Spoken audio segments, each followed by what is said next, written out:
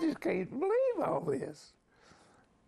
It's just amazing. 90-year-old World War II Army pilot James Roberts shows us a surprise letter that landed in his mailbox. I write this because I got your address. It's from a 31-year-old aviation history buff from Venezuela, now living in Spain. That you flew in 1944. The letter and enclosed picture recount the fate of the plane Roberts flew on D-Day. It's a twisted tale that begins with this East Tennessean already full of jaw-dropping stories from far-off places. We would go to Malta and turn north and go into Sicily, drop our troops. In combat, Roberts survived a string of close calls. And as soon as we got over, they opened fire on us, thinking we were Germans, and coming back.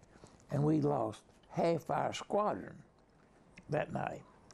Friendly fire. And listen to how this easygoing flyer earned the nickname Sleepy. I said on the automatic pilot coming back empty on the coast of North Africa and go to sleep. And then they won't. For how long? Oh, I don't know.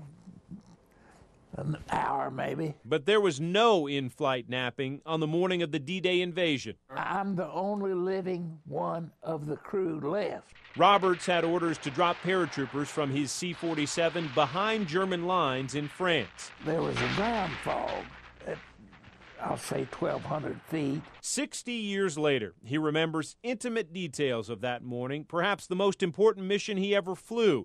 But this letter fills in the blanks about what happened to his plane after both it and Roberts left the service. I couldn't believe it. The Venezuelan government bought that plane in 1950. And the letter goes on to explain Roberts' D-Day plane later became the Venezuelan presidential plane, that country's version of Air Force One. Now, the reason they used that is because that plane can land in a short distance and take off in a short distance. It's a plane now sitting in a South American museum tied to Roberts via a serial number in the cockpit, some military records, and a researcher in Spain with a flair for surprises. I can't believe this guy has gone to the trouble to find out where that plane was on D-Day.